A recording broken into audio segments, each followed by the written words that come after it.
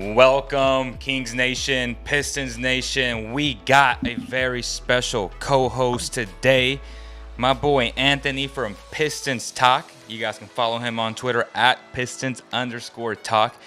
It's going to be a very talkative conversation today because, well, we saw Marvin Bagley and we saw Diallo, and we're thinking, man, the trade rumors are picking up. Maybe there's a deal frame somewhere in the works because we don't typically see Diallo and Bagley play a lot. So that was a little bit suspect.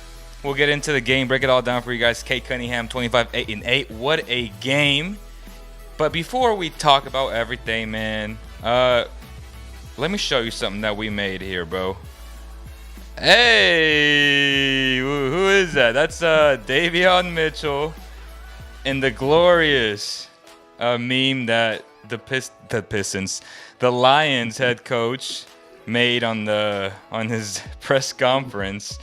If you guys haven't watched the full audio, it's pretty funny. It was all fun and games. Obviously, he had a hell of a game.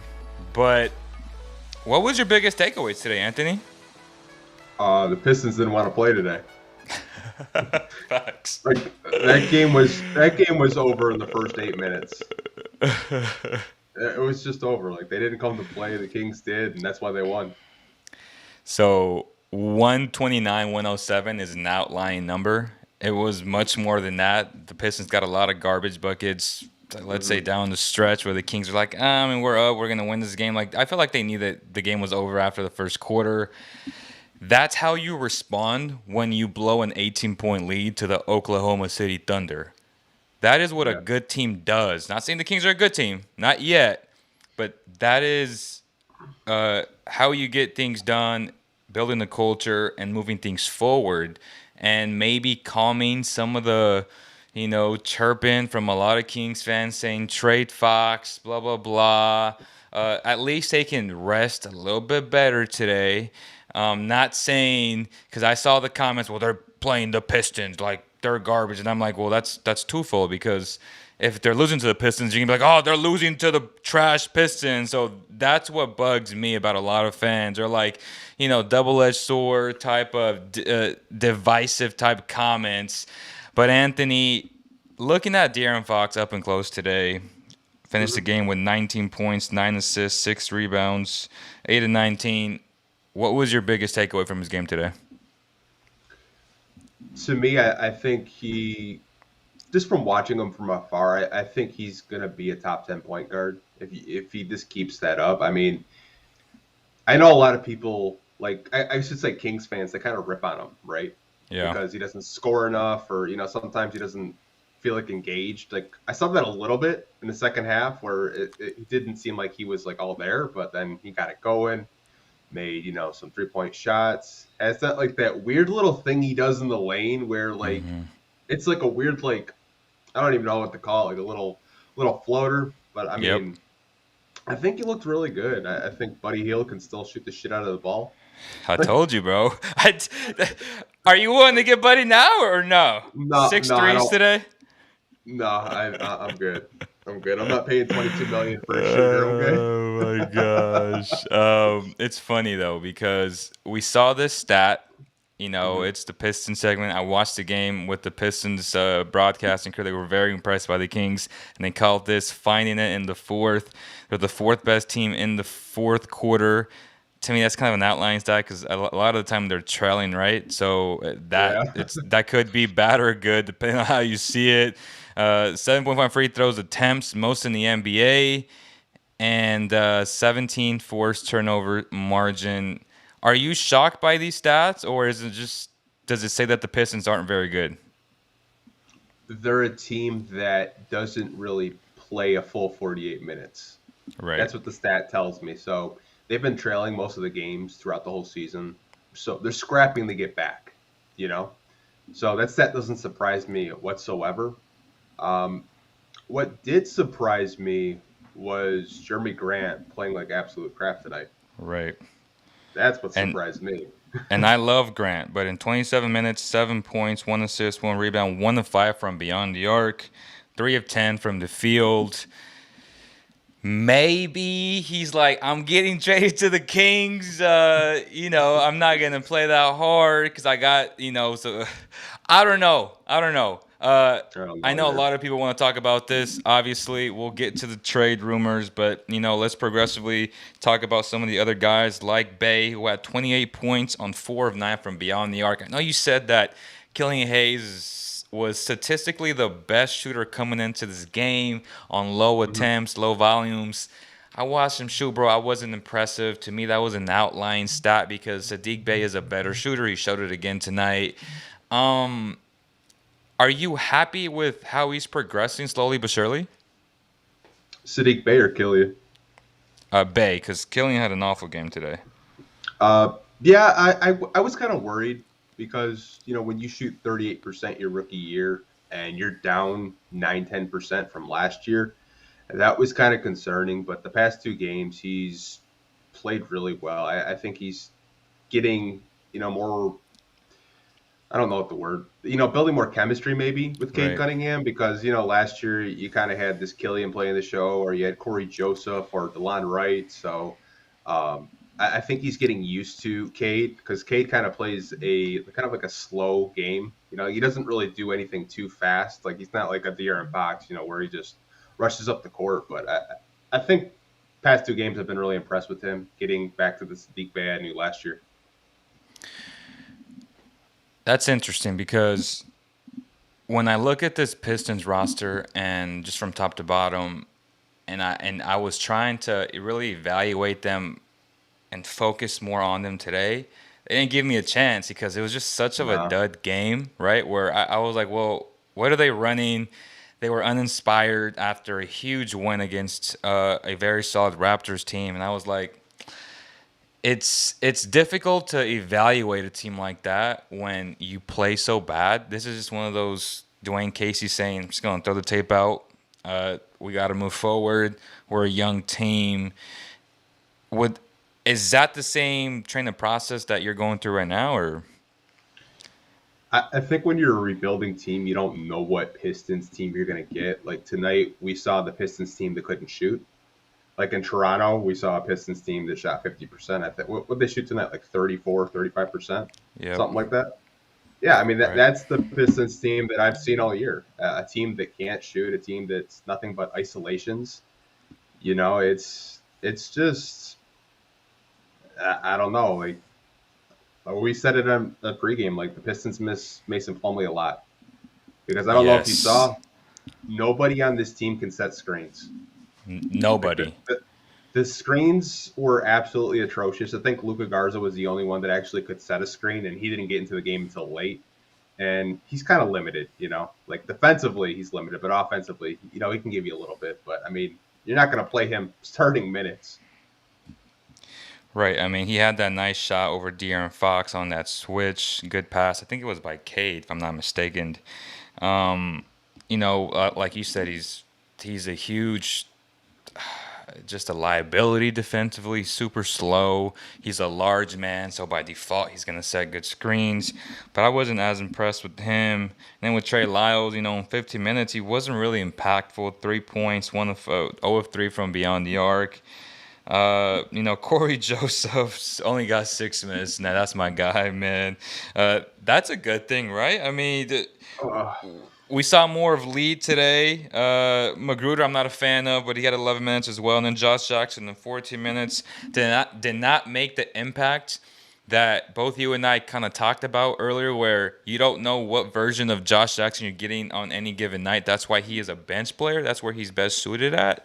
And mhm. tonight was another example of Mr. Inconsistent. 0 of 3, 0 of 3 from beyond the arc, 2 rebounds, 3 assists. 4 points. He just looked like his body language just looked bad. Like he just looked lazy out there. I don't know how else to explain it. Is that fair or am I going too harsh on him? I just think the team as a whole just wasn't ready for the game. Like first quarter, I was just like, first like 4 minutes, I think it was 16-6, and I was like, okay, it's kind of a competitive game. Then after that, it was over. I was just like, they just don't want to play today. I don't know if they were out partying last night or what Maybe, what they were doing because they kind of look hungover, honestly. I think so, bro. I'm not even gonna cap. Like, I I think so. And obviously, this episode is presented by Medici Sacramento. If y'all haven't had this pizza yet, shame on you. It's the best pizza in Sacramento, hands down. The closest thing to Italian pizza, locally owned by my boy Danny. Great people.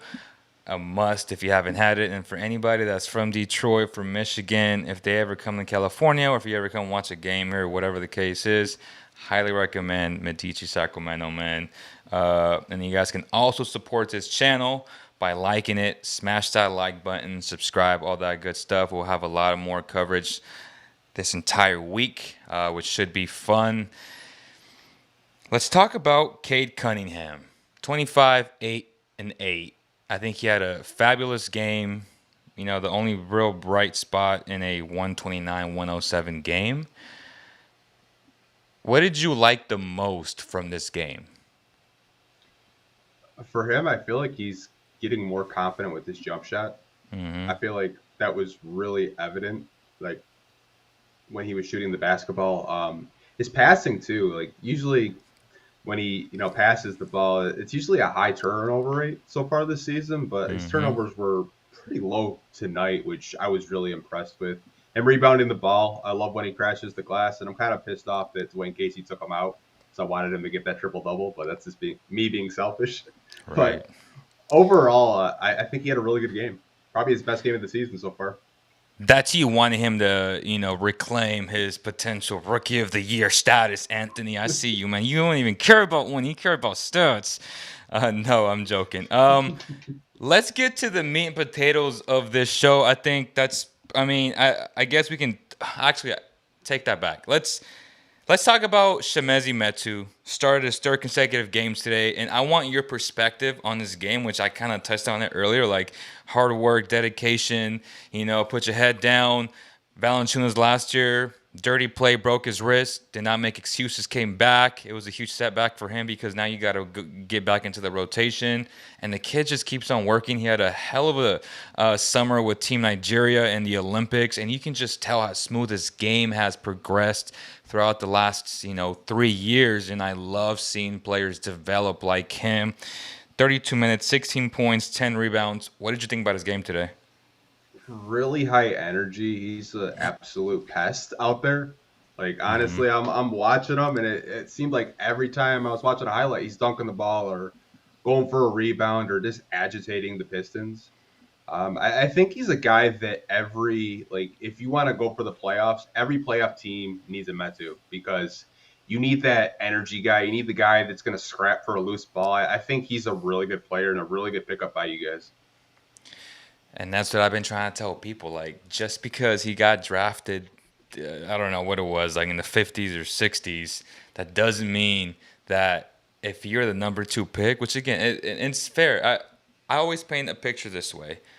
You have player A, you have player B, you see them in black and white. Like, if you remove, like, the noise, right? Like the hype, like the perception, Mm-hmm. you can tell who's the better player right now. Regardless if Bagley is 2 years younger, Shemezi Metu is a little bit better right now, and he's only going to get better. Not to say that Bagley won't get better, and this is not me shitting on Bagley. This is just me Mm-hmm. being honest and telling people, like, you can't base everything on perception, man. I Yeah. understand leading into the draft, into the process, yes, he was the better player, better prospect. But unfortunately, 3 years in, things have changed. And typically speaking, that's what happens at this level. You're going up against the best of the best. You are no longer playing at Duke, playing against a lot of slower, what type of guys, against other schools that Yep. they play, where you look really good and your second jump is impressive. Like Metu, who played at USC, who wasn't as coveted, worked his ass off, got drafted by the Spurs, got cut. The Kings picked him up, developed him a little bit, and he's worked hard. So that's a true testament to a person who really wants it. If you really want it, you're going to get it done. And even a guy like Lee, right, who's killing the G League, and he's starting to get some playing time, which he should, because the guy can score, man, and that's what I love to watch. I mean, hard work outperforms talent every time. And I Facts. think if you work hard, like everyone knows, number one, that whole draft, everyone thinks that Bagley's going to be the Darko of that draft class. From like you're going to hear it from like 10 years from now because Trae Young will probably win a championship within his career. We're probably assuming Maybe. Maybe. Luka Doncic. I mean, there's a lot. Like I really don't know why the Kings didn't All draft right. Luka, but hey, that's another that's another That's a episode for that's a another stab. day. That's a stab in the heart, man. So Metu 16 points, Harrison Barnes 15 points, Holmes 19 points, 9 rebounds. You talked about him earlier in the pregame. Like you love Holmes. You saw why. I mean, the guy's a beast. That's another guy, a journeyman, right? Got drafted or got Mm-hmm. picked up by the Sixers early on, and he went to the Suns. He was outperforming Aiden, believe it or not. There was the whole marijuana incident, which I guess hindsight, perception-wise, it wasn't the best look. So they don't pick him up. The Kings pick him up as a third string center behind Dedmon, who was trash. He works his ass off. He becomes a starting center. Never looked back. Got extended this past summer. Hard work, dedication. You gotta love it. And now he's really improved his overall game. Like in the pick and roll, he was dunking all over the Pistons. He has the best little push shot in the NBA. Always going to be top 3 in like shooting percentage in that area. He's just that good. His touch is that good. So you got to love that. De'Aaron Fox 19. Tyrese Halliburton. Let's touch on him and just end it on him before we talk about all these trade rumors. But 17 points, 10 assists. Are you surprised by this performance? No, man, no, not at all. That is like a Tyrese Halliburton stat line, honestly, because I have him in my fantasy team, and There I you can go. always rely on him for like anywhere from like 14 to like 6 to 7 assists a night. The fact that he outperformed, I'm happy with it because I have him on my fantasy team and I needed those assists. There you go. I'm not surprised by it, man. The kid's nice. Yes, he is, and I just hope that he can continue this 17 points. Like if he's this aggressive, it bodes well for the Kings. If he's more on the passive side, which instinctually speaking, that's who he is. He wants to get everybody involved, and that's how player he is. That's not a bad thing, but sometimes Hmm. the Kings expect him and want him to shoot more. So hopefully he continues to be aggressive. Again, 17 points, 10 assists. That's gonna get it done every single night. So I gotta love it and give him props there. All right, bro. So the Kings allowed Bagley to play today. We Hmm. understand that it was definitely a little showcase for the Pistons to see. Unfortunately, his timing, his rhythm was off. He looked real bad. He got punked by Sadiq Bey defensively. And I want you to bring up the 3 trades that you talked about earlier so we can discuss them with a lot of people right now. What did you think about Bagley? I thought he looked a little rusty, but that happens when you don't play Right. or you don't get playing time. I think his trade value, like you said on the pregame, it was low, and you said I think it just got lower when we were texting back and forth. I was just like, you know what? Um, I think he looked good in some spots of the game, but other spots it just looked like the guy hasn't played basketball in a while. Right. Right. Well, talk about these trades that you got for us. Okay, so first trade, I think we already mentioned it. It was Kelly Olynyk to the Kings in exchange for Marvin Bagley and a 2022 second round pick via Chicago or Detroit. That is a done deal, in my opinion. I don't know what the people in the chat think. Let us know in the comments below. Obviously, is Olynyk coming back this year, or is he out for the season?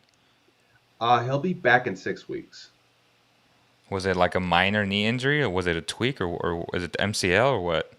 Yeah, it was an MCL sprain, but I Oof. guess the doctor said it would be he could be good as new in 6 weeks. Okay.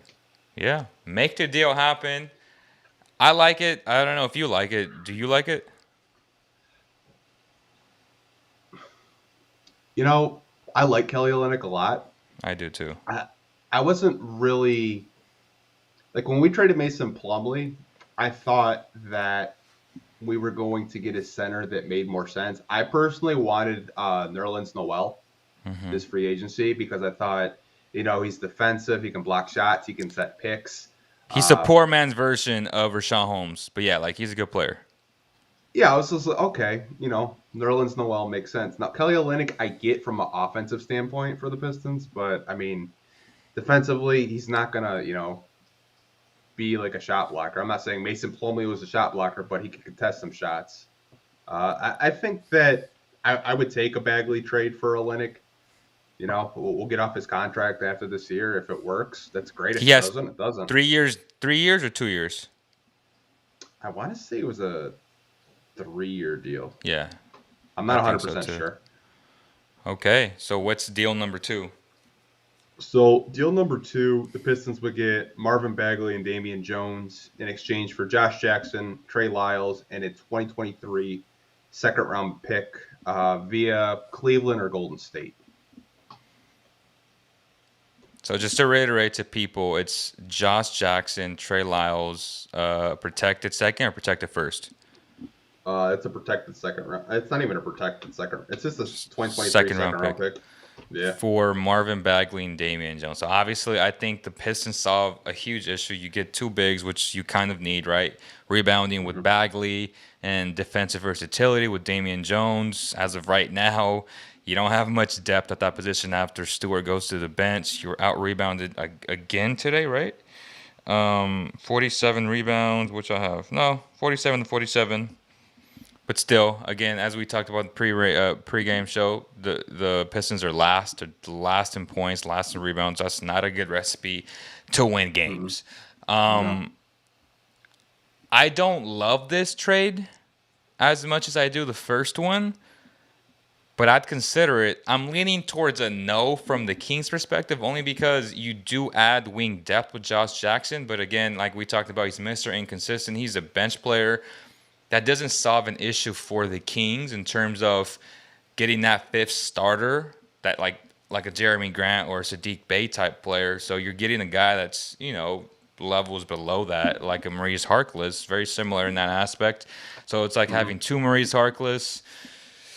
If Metu can continue to develop, I'm not mad at that. But again, I still think he's a very good player coming off your bench. On a playoff team, I think Metu's a great offensive stretch four and a perfect scenario for him.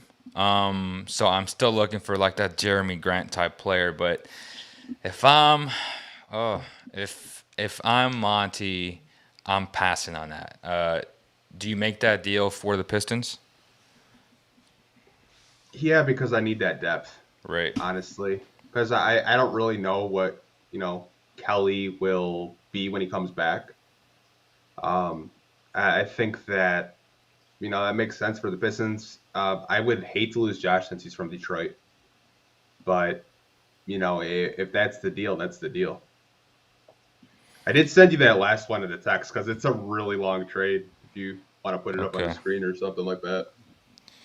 All right, so the Kings would get Jeremy Grant, Rodney Magruder, who I don't like, a 2023 first-round pick swap, less favorable. Now, I don't care, just so we won't confuse people, like Kings fans. I'm not going to say all Kings fans. Most Kings fans are desperate for the playoffs. So less favorable, more favorable, doesn't matter. It's a pick swap. So just know that the Pistons will get the better end of that deal in a pick swap. I'm just going to put it that way. The Pistons would get Marvin Bagley, Maurice Harkless, a 2022 first-round pick, and the 2023 swap. Now, I would do this in a heartbeat. Again, it's Jeremy Grant, Magruder, in a pick swap, and essentially they're getting well, not really, because you're keeping the 2023. You're just going to get it less favorable. So I think this deal is worse than the one that I proposed, right, on Instagram. I would take this in a heartbeat. I think Monty McNair takes this in a heartbeat. I think the Pistons don't take this because they should be asking for at least 2 firsts for Jeremy Grant, which is why I proposed. But before I propose mine, do you make this deal for the Pistons? No, I really wouldn't. I feel like it would get worse. and I don't know if that's something that they want to do. I see a lot of people in the comments saying they want Bay or Grant for Bagley. I'm sorry, that's just not going to happen. Like you don't have anything to bargain. Like you might get a second round pick. Like this for context, Dennis Smith Jr. last year, he was a high lottery pick just like Bagley. We got him Hmm. for a second round pick in Derrick Rose. I mean, say what you want about Derrick Rose, he's a really good player, Yeah, he is. but they didn't get a first round pick for Dennis Smith Jr. and they traded a lot to get Dennis Smith Jr. Right. And my proposed deal is Tristan Thompson, Marvin Bagley. Tristan Thompson solves your issue with rebounding. He's a hell of a rebounder still, gives you that depth. And you have this project with Marvin Bagley. That's the enticing part. We could talk about the bloodlines with his grandpa playing with the Pistons and the mom being from Detroit.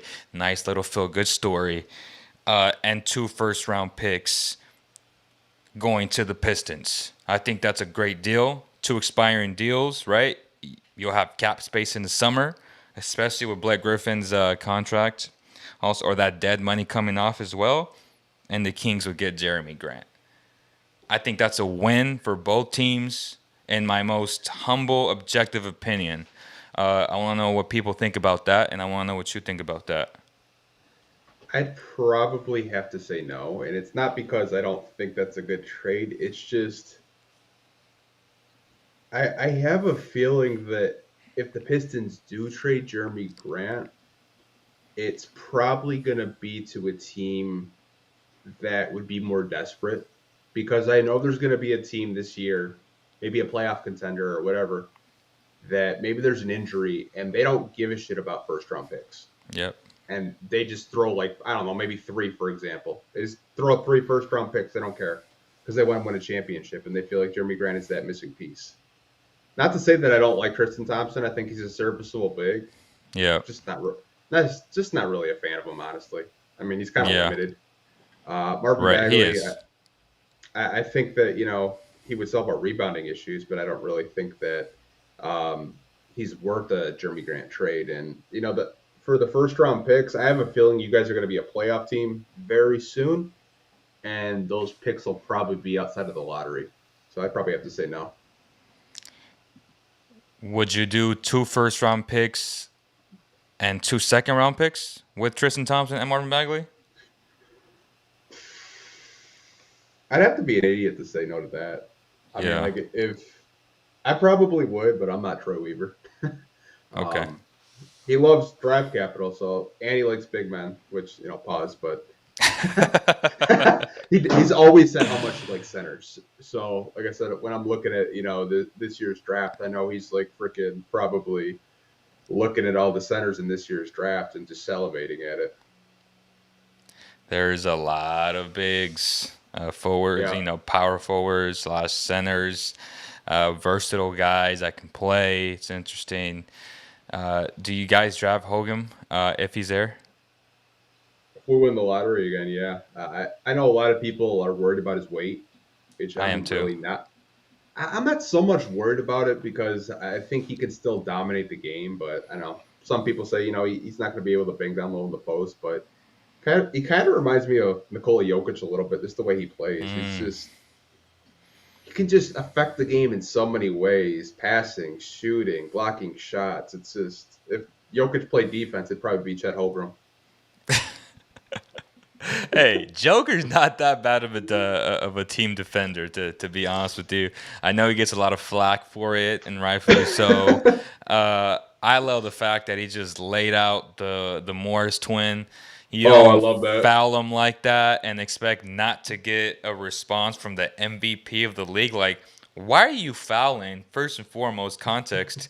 Fouling when like the game is over, y'all getting blown out, and you expect him not to respond. I tell you what, if he would have never responded, if I'm his teammate, I'm thinking he is sissy, like straight up. You know what I'm saying? Like there's Yeah. unwritten rules, and that was one of them. And I'm glad he did what he did because if this was the '80s, he might have got like the elbow to the neck type of thing. And again, I don't, you know, promote violence per se, but don't act violently trying to hurt a dude and trying to foul him like in air. I know Joker only gets off the ground like 2 inches, but still, like he could have gotten under him and like hurt him. Like we don't know. So I enjoy it, and I just thought it was funny how Jimmy Butler was acting all fakely tough. See me in the back, like bro, like relax, like Joker and his mafia brothers would just destroy you. Like stop it. Honestly, I mean, I've got to watch both of the Morris brothers here in Detroit. Yeah, you have. And, and I would probably say Marcus Morris is more about that life than Markeith. Marcus Morris would throw some hands. Markeith, not so much. Markeith is a chill guy. I But can't tell I the don't. difference. Like they're identical to me, so I don't know even who is who. It's the tattoos you got to look for at the end of the day. Honestly, It's like the Martin twins, right? Who went to my school, University of Nevada. Like you can't tell them apart. Like especially when they got the same hairdo going on and they ain't got no tattoos to tell them apart. The only tell them apart is just their number. Like you got to know what their number is going into it and kind of how they play. But uh, what do you guys think about Bagley to OKC for Baisley? Uh, would you make that deal? but you Presti would if you threw in a pick. He Yeah, doesn't care. that's Honestly, like true. OKC, they're such a weird team. Like I don't know if they're just trying to just get a bunch of draft capital or they're trying to compete. Like you got Shea. I don't really know what you're doing. Like sooner or later you're gonna have to compete. Yeah. So you would do the 2 seconds and the two firsts, right? Yeah. Thompson and Bagley. Okay, that's interesting. Uh, I think I think the Kings would be forced to make that deal. Like I'm not gonna split hairs and be like, oh, like if you're in a negotiation, oh, I'm not gonna give you an additional second round. And again, second round picks have some value to, especially if you're a good drafting team, if you know what the hell you're doing. But again, I just think Jeremy Grant's so valuable, even though he had a shit game today. Make no Yeah. mistake about it. But he is still a guy that can give you 14 points as your fifth starter. He instantly become your third best player. You know what he provides defensively, so I love it from Hmm. a Kings perspective. And again, for the Pistons who are rebuilding, you're gonna see more nights like this with Cade Cunningham just killing it, like 25, 8, and Yeah. 8. And it just gives him more touches, less touches going, or the ball stopping less, right? Because when the ball stops with Jeremy Grant, like you know what he wants to do, like he wants to attack. Yeah. And even though today he didn't attack as much, like he was kind of settling. So it's more of him settling and a little bit of the defense saying, "I don't care what you do, like you're not coming into the paint." And when he did swipe a fox, swiped him.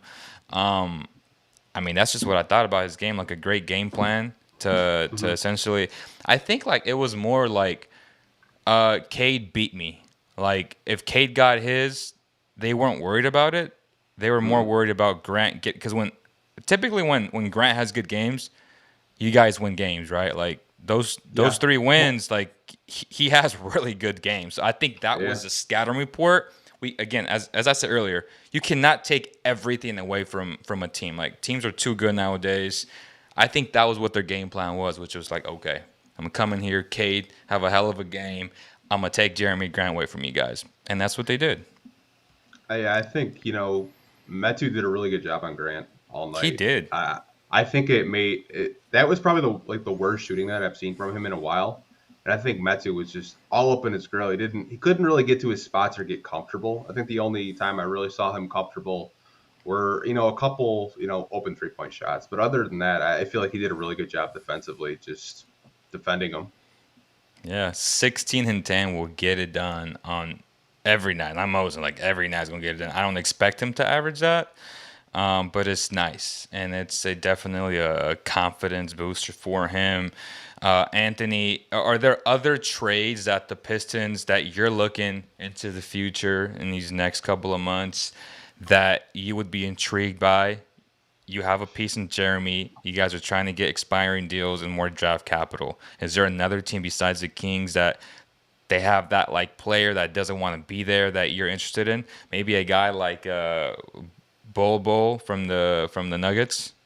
He's another guy that I look Hmm. at. My only concern with him is on the defensive end of the floor. I know how tall he is, but that's kind of like a glaring hole with him is the defense. Mm-hmm. Now, I don't really know what Denver's doing with him. Obviously, they're a team that I have a lot of stock in. I honestly think that they could make noise this year. I feel like, a full year with, Aaron Gordon and the Joker and Jamal Murray, Right. they could definitely make some noise this year in the Western Conference. I don't know how far they get, but I feel like they've been knocking on the door for the past couple of years. I would probably throw maybe a second their way, or maybe a Hamidou Diallo or a Frank Jackson or something, because it's just not working with either of them right now. Even though Hamidou scored 9 points in 7 minutes. Right. He did. He'd be fun to like watch him play with Tyrese, like that type of point guard running the lanes, alley oops on these back screens. Like he'd be a fun player. Again, a lot like Josh Jackson. He's a bench player. Make no mistake about it. I don't know I don't know. You made that face. You're like, like is he a bench player? Is he a third string player too? So Hamidou Diallo is Josh Jackson without the mistakes, basically. Without. Yeah. Interesting. Hamidou Diallo isn't a guy that just makes bonehead turnovers. I still remember the Hornets game vividly. Guy dropped like 35 and 7 on efficient shooting. Didn't even shoot a 3-point shot. He was just very efficient. I think if you're looking at a guy that's really scrappy defensively, but you're patient and want to develop that offense, he's a guy that you could take a flyer on. That's why the Pistons did. I know Troy Weaver's very familiar with him. I think that's why he traded Svi Mykhailiuk for Hamidou Diallo. He's playing well with the Raptors. That's what's funny. You know what? That shit pisses me off because I didn't see any of that shit in Detroit or OKC. All of a sudden, that guy can dunk. I don't get it. Like, I did not see, I barely saw any dunks from him, or he couldn't shoot the ball, but now he can shoot in Toronto all of a sudden. I don't get it. Maybe the rims are cursed in Detroit. I'm not even gonna lie to you, bro. It's just the culture. Like Raptors culture is legit. Like that team, they understand how to develop players. Like you have Delano Banton, second round pick on nobody's radar. Like let's not lie about it. And now all of a sudden he's like out here 6'9" point guard, can do a little bit of everything. Like what the? And you're just like, dude, that's just Raptors culture. They just find these dudes and with length, like. The longest team in the NBA. I know Pascal they're 0-3 with Pascal Siakam, and they're playing right now. They're up 50-44. The Blazers aren't that good, but he's trying to get his footing under his time and his rhythm back. So that's a huge reason why they're 0-3 with Pascal's return. But in theory, like OG, Scotty, and Pascal, like defensively, that's just a monstrous team, bro. So I'm super excited to see what they're doing. And again, Shvai he's a guy that can spread the floor out for them, and that's what he's been doing. I know. He's a 6'7" wing that can shoot the shit out the ball, but he didn't do that in Detroit. He was a cheaper, what's his name? Luke Kennard.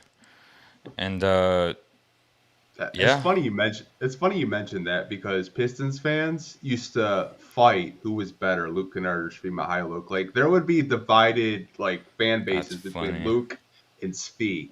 To the point where you go on Twitter and you get a follow from a guy that's a Luke stan or a Svi stan. I was like, oh my god. Oh my god. All right, man. I think we've covered all our bases. Y'all heard it here first. Anthony says he'd make that deal 2 seconds, 2 firsts. Marvin Bagley, Tristan Thompson for Jeremy Grant. I think it's a win-win for both organizations. Any final thoughts? Where can people follow you? Where can people watch your stuff, brother? They can follow me on Pistons Talk. It's on all platforms, YouTube, Instagram, Twitter, and Facebook. There it is, y'all. Thank you guys so much, Pistons fans. I will be doing the Cade Cunningham video breakdown very, very soon. I've done one with Franz Wagner, Alperen Şengün, Evan Mobley. We can go down the list, man. I love breaking film down. So if you guys like film sessions, definitely join me on this channel, Basketball Zone, where, if you look at our channel, we got a little face of Cade Cunningham in there just to show the Pistons some love, man. We're growing. Thank you guys so much, man. I thank everybody that's been with us from day one. Y'all know who you are. Anthony, thank you so much, brother. I appreciate you. And on behalf of the entire Basketball Zone family, we'll see you guys on the next one. Peace.